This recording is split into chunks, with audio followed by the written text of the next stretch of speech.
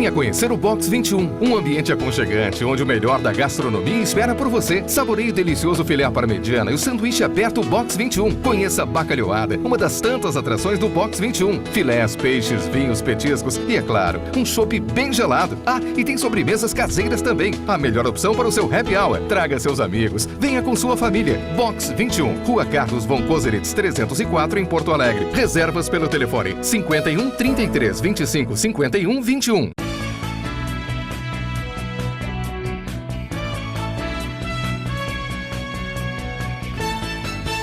Com imagens do Roberto Aguiar aqui no Box 21, estamos começando mais um programa .net. O Roberto Aguiar, da Agape Vídeo, é o nosso produtor, cinegrafista, editor e tudo mais. A nossa convidada de hoje é a doutora Luciana Pereira da Costa, advogada da Auxílio Prévio.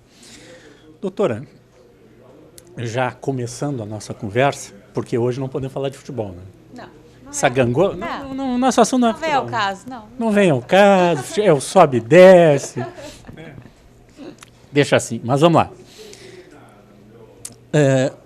As pessoas, um dos maiores patrimônios da vida é o trabalho da gente e a expectativa que a gente tem de um dia se aposentar e receber a aposentadoria. Mas existem as aposentadorias em casos especiais, que mesmo com as mudanças que fizeram na lei, elevando a idade, fator previdenciário e tudo mais, ainda existem alguns casos que valem regras anteriores. Vamos falar um pouquinho disso? Vamos falar até para as pessoas poderem se antenar e começar a juntar a documentação, né, correta para na hora do pedido da aposentadoria poder ganhar o benefício melhor possível, né? Que essa é a ideia. Eu sempre digo para meus clientes, olha, tu vai te aposentar mais cedo ou mais tarde. A gente só tem que ver o seguinte, se essa aposentadoria vai ser a que tu merece, aquela que condiz com o que realmente tu trabalhou, com os teus salários, e a gente chega no melhor cálculo possível. Essa é a ideia sempre de procurar um advogado, de procurar um serviço especializado, é não ficar com a aposentadoria de qualquer jeito, de qualquer cálculo lá, mas sim observar as melhores formas e as melhores regras que se aplicam àquele caso, né?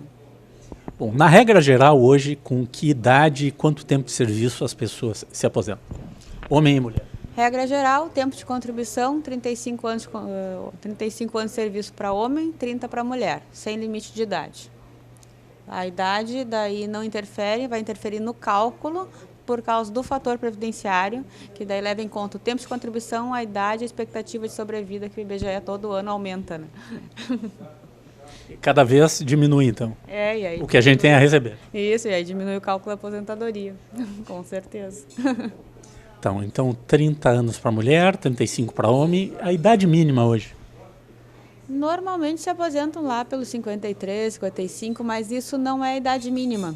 Isso é onde a pessoa, tendo começado a trabalhar lá pelos 18, 15, enfim, dependendo, vai fechar os 35 por essa fase. Mas é cedo até para se aposentar, se for pensar. Tem que dar uma pensada quando chegar nessa época, nas regras que a gente tem, e fazer os cálculos, para ver se é vantajoso pedir já a aposentadoria ou se espera mais um tempinho, né, e espera a idade aumentar um pouco. Se tem tempo especial, que é como a gente começou a conversa, né, e o tempo especial aumenta o tempo, mesmo que eu não tenha toda a minha carreira de tempo insalubre, periculoso, eu posso... Pois é, até vamos explicar daí o que é o tempo especial. Isso, eu pego uma parte desse tempo, misturo com o tempo comum e chego na aposentadoria num cálculo melhor ou mais cedo do que eu estava prevendo. Tempo especial. Tempo especial é assim, a gente sempre fala de insalubridade, fala de periculosidade, esses são termos da área do direito do trabalho, que se assemelha a tempo especial, para aposentadoria especial, mas nem sempre vai ser equivalente. Para aposentadoria especial, a gente vai olhar no decreto da Previdência quais são os agentes nocivos que estão ali previstos. Até 95 tinha a previsão por atividade, então bastava tu ter aquela profissão que tu já se enquadrava na aposentadoria especial, por exemplo, o motorista de ônibus, o enfermeiro, eles já têm ali previsto, então basta apresentar ali a carteira, já conta aquele tempo para 25 anos de aposentadoria. outras atividades que não tinham ali previstas, mas que a pessoa expõe a sua saúde a um agente nocivo, ela fazia a prova através do formulário, que chamava antes DSS 8030 ou SB40, e hoje é o PPP. Através desse formulário vai estar lá descrito qual é o agente nocivo, e a gente vai lá no decreto da Previdência verificar se esse agente existe mesmo. Então, qual é a orientação importante para dar para quem está trabalhando hoje, quem está daqui a pouco exposto a um agente nocivo e pode aproveitar isso na aposentadoria? É ver qual é o agente nocivo. Muita gente chega lá no escritório, é difícil primeiro conseguir que a empresa forneça o formulário. Uma vez fornecido o formulário, porque isso tem consequências na área tributária. Uma vez fornecido o formulário, chega lá, vai ler o formulário. O agente nocivo, às vezes, está num nível que não é suficiente. O ruído, por exemplo. Eu posso trabalhar numa atividade que não teria nada de problemática, mas ela tem um ruído no ambiente que é acima de 80 decibéis, por exemplo. É a atividade que gera uma aposentadoria especial para fins de previdência. Isso é importante. Só que na hora de preencher o formulário, a empresa bota lá 79 decibéis. E dá o formulário, está ali, está preenchido, mas 79 não me vale. Não. Tem que ser 80. Tem que ser os 80, senão não vai conseguir. Então tem que olhar, ler ali, por isso a orientação do advogado, do profissional, é importante, porque daí volta lá, liga para a empresa, fala com o pessoal do RH, discute. Se a empresa não quer fornecer esse formulário corretamente, porque às vezes a empresa não reconhece a atividade com agente nocivo, porque isso gera, daqui a pouco, a insalubridade, vai gerar um adicional em outros campos. Essa pessoa, então, quando vai sair, o ideal é que ela já entre com uma reclamatória trabalhista, se não for o caso de outros assuntos, mas especificamente para isso, para fazer essa prova, né, para emitir o formulário bem preenchido, guarda esse formulário para, na hora de se aposentar, conseguir uma aposentadoria com tempo especial. O que reduz, nesse caso, do barulho? Sempre tu vai enquadrar da mesma forma. A aposentadoria especial, ela vai... A regra geral das profissões que a gente conhece vai ser 25 anos. Então, é uma regra de proporção, né? Uma aposentadoria para o homem, que é 35 anos, de 35 para 25, tu tem 40, multiplicador 1,40. Daí fecha o cálculo. Então, vamos dizer que tu trabalhou 10 anos numa atividade que te expõe a ruído, acima de 80 decibéis. E o resto foi atividade comum, que não tinha agente nocivo. Esses 10 anos, com o formulário correto, tu conta como 14 anos. Então, multiplica 10, 1,4, viram 14, tu ganhou 4 anos. Então, vão te faltar, para fechar os 35, e agora a matemática da advogada, 14, 35 dá 11? Não, 21. 21, é. A gente, quando entra na faculdade de Direito, a gente brinca, né? De vir fazer Direito para fugir da matemática. E termina vendo que não foge mesmo, né? Mas, enfim. Mas, na dúvida, não é pró-réu, pró-Bob Aguiar. A gente pergunta, o Bob bota na máquina. Mas, assim, tem o... Vamos exemplificar, uma pessoa que trabalhe com britadeira na rua, por exemplo.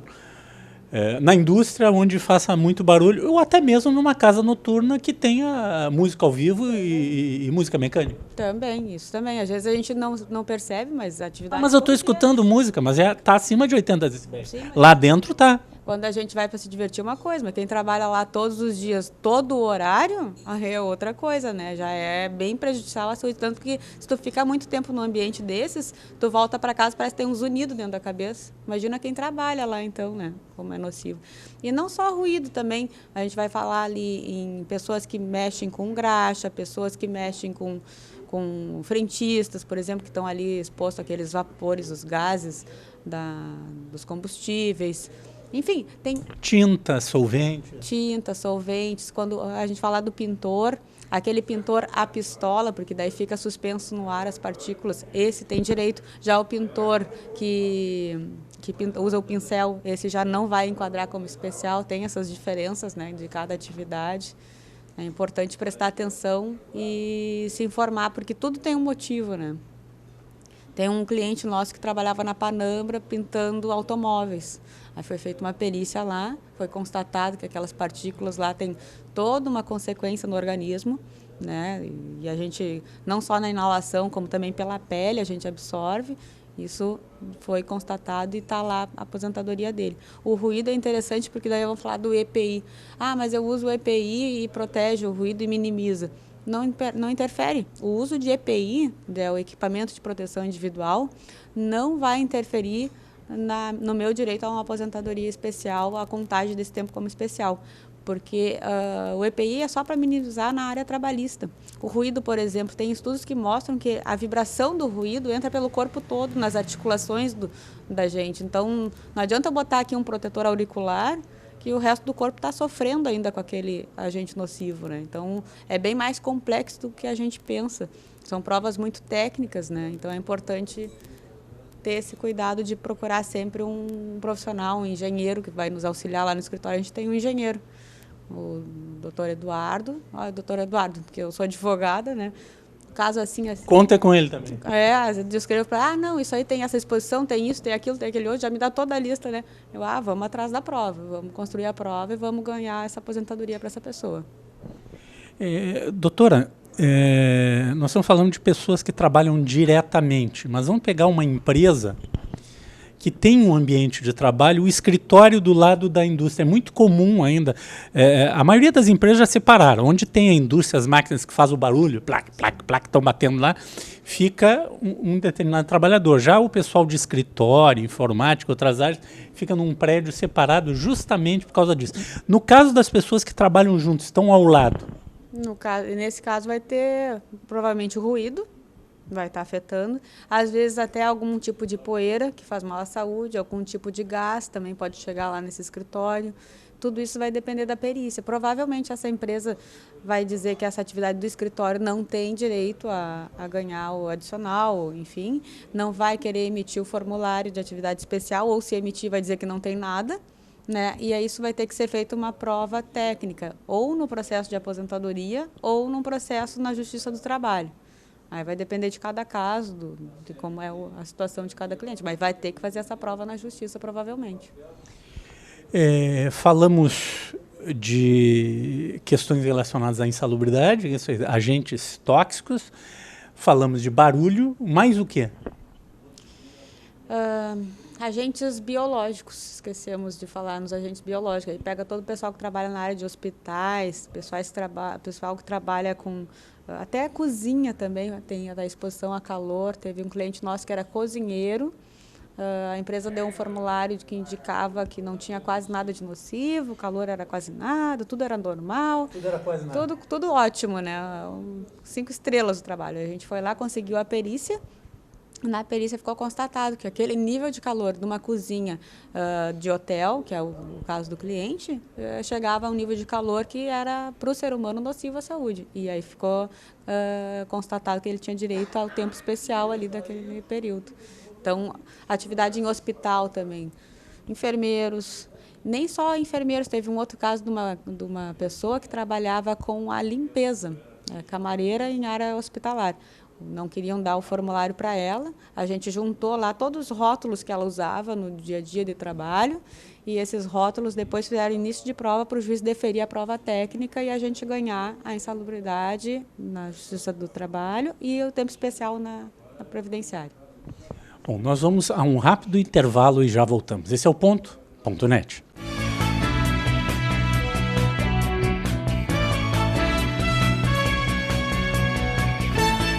Venha conhecer o Box 21, um ambiente aconchegante onde o melhor da gastronomia espera por você. Saboreie o delicioso filé à parmegiana e o sanduíche aberto Box 21. Conheça a bacalhoada, uma das tantas atrações do Box 21. Filés, peixes, vinhos, petiscos e, é claro, um chopp bem gelado. Ah, e tem sobremesas caseiras também. A melhor opção para o seu happy hour. Traga seus amigos. Venha com sua família. Box 21, Rua Carlos von Koselitz 304 em Porto Alegre. Reservas pelo telefone 51 33 25 51 21.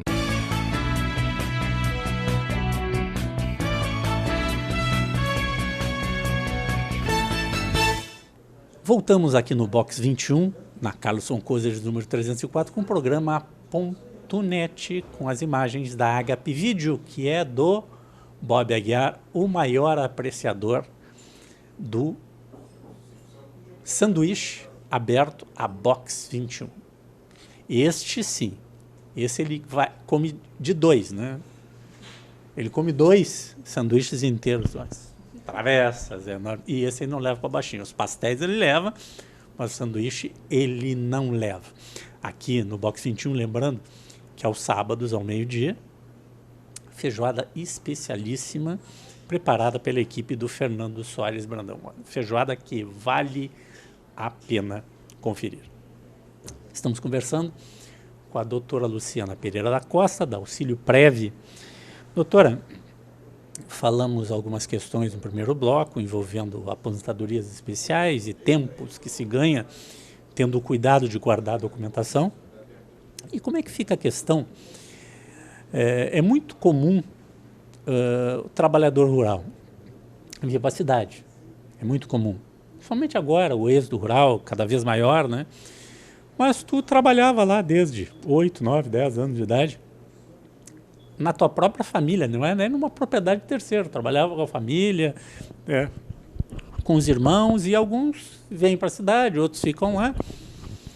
E esse período de 5, 10 anos, 15 anos que tu trabalhou, desde menor idade, inclusive, no campo, como é que tu pode utilizar isso para tua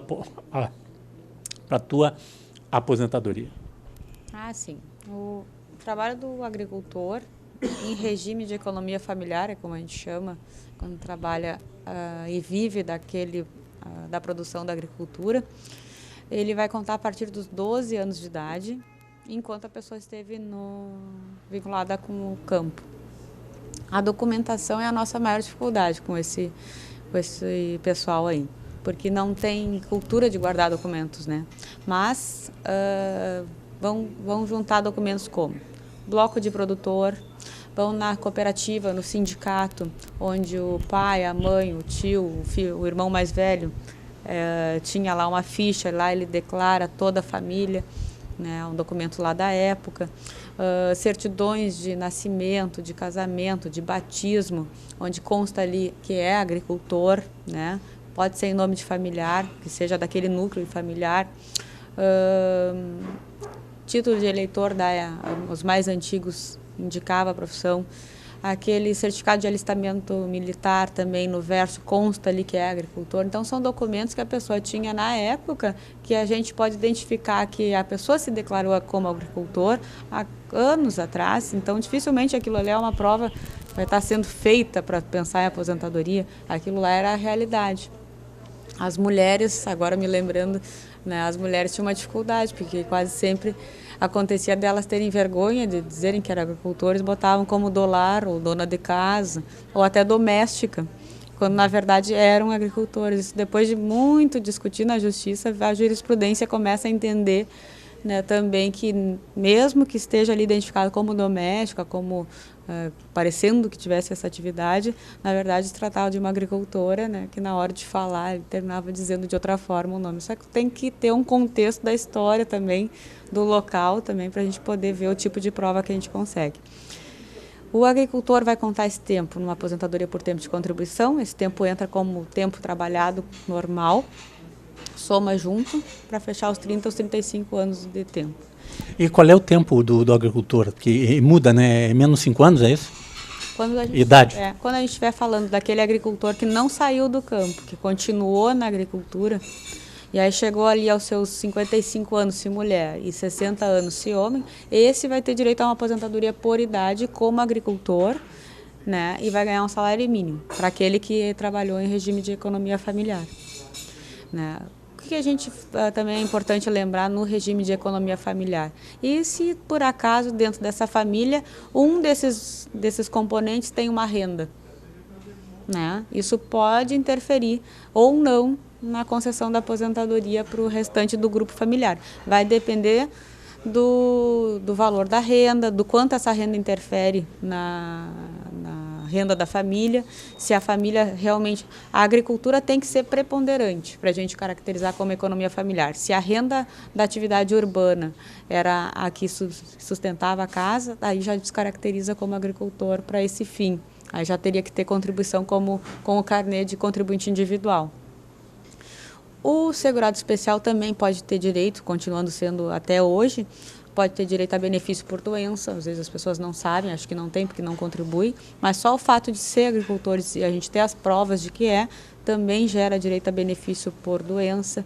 Na aposentadoria por idade, a gente também tem o tempo de agricultura sendo considerado misturado com o urbano, é a chamada aposentadoria mista. Então, a pessoa tem um tempo urbano lá atrás e fez o movimento inverso. Ela foi para o campo depois e está no campo até hoje. Então, ela vai pegar aquele tempo lá do urbano, vai somar com o tempo agora de agricultora, que é o mais recente, e vai conseguir se aposentar por idade também.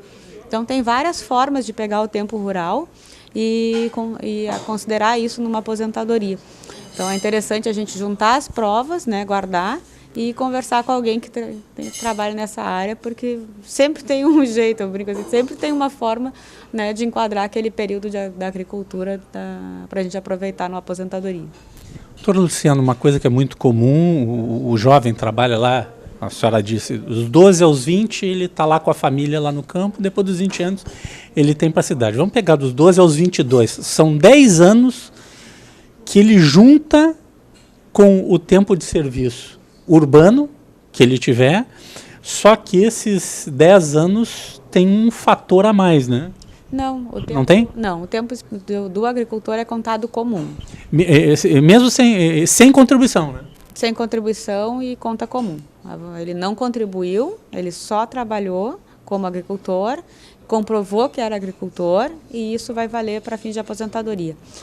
Tem alguns que criticam isso, que acham, mas isso causa um déficit na Previdência, o pessoal nunca contribuiu. Eu não penso assim, eu considero que o agricultor tem direito a isso, que isso é uma coisa que o Brasil deve para a agricultura familiar. A agricultura familiar, se a gente for ver os indicadores, ela sustenta o nosso país, ela bota comida na mesa do brasileiro. Não é os grandes latifúndios, não é os grandes produtores, é muito das pequenas famílias que vão ali, plantam e vendem né, para os produtores, enfim, para os atacados, e isso gera toda a economia, gira uma boa parte da nossa economia em torno disso. Então, acho que mais do que devido o reconhecimento na aposentadoria para esse pessoal que, de outra forma, ficaria na sua velhice desamparado, né? Eu não sei se foi tu ou a doutora Maria Isabel que me falaram que esse dinheiro da, entre aspas, aposentadoria rural vem do Tesouro, ele não é da Previdência, né? Ele está previsto, esse valor de um salário mínimo, é ressarcido pelo Tesouro Nacional para a Previdência Social que faz o pagamento. É uma coisa assim, né? Não veio do nada, isso foi uma lei que foi feita, foi concedido esse benefício para o trabalhador rural e mesmo sem ter pago, sem ter contribuição, mas foi uma coisa assim, nos anos 80, uma coisa assim. Eu não vou me lembrar agora exatamente das datas, enfim, o que tinha antes era o Fundo Rural, né, que era a previdência do agricultor, que depois foi unificado tudo para o regime geral de previdência, né, e aquela época do Fundo Rural não era exigida a contribuição e ficou valendo isso, né. Mas a aposentadoria sem contribuição, o serviço público mesmo até a década de 90, não tinha contribuição e a aposentadoria integral, nem era salário mínimo que a gente estava falando, né. Então, eu acho que com mais razão ainda o agricultor, né, tem que ganhar o seu salário mínimo, aí não é nada demais também. O Brasil, dentro da carga tributária que tem mais do que obrigação de fazer isso sem reclamar. Né? Bom, e tem mais, né? Agora para os novos funcionários públicos, pelo menos os federais, já não tem mais aposentadoria integral, né? Já tem que entrar, começar a planejar a sua vida, que ele vai se aposentar com o topo do INSS. É complicado. A partir de agora, quem for fazer concurso público, acho que já tem que pensar e repensar, né? Porque na época que vai precisar mais, que está acostumado com aquele padrão de vida, vai cair lá para baixo. E assim, o INSS, todo mundo sabe, não é novidade nenhuma, que defasa, né? Todo ano, o reajuste do INSS não acompanha a inflação. Tanto que a gente pensa assim, é para ser 10 salários mínimos, né? 4.159 agora. Se fosse 10 salários mínimos, se acompanhasse pelo menos o reajuste do mínimo, que não segue a lei, seria 6.780. Olha a diferença. Isso é a defasagem que vai acontecer com todo mundo e quem vai entrar agora também. Né? Bom, então tem que começar a planejar, né, fazer um plano de previdência privado, e tem vários planos, aí começar a pensar nisso aí, diferenciado, para algumas carreiras de Estado que já não está valendo mais a integralidade da aposentadoria. Alguns funcionários públicos federais e alguns tipos de atividade federal ainda se mantém. Eu não sei no Estado se está valendo essa regra também, já aqui no Rio Grande do Sul. Não, ainda não. Tem que votar ainda a lei, mas ainda não está valendo, não. Para os novos, né? Os novos ainda não. Porque pelo menos não vão fazer voltar ao tempo, né? Como fizeram com a Previdência, né?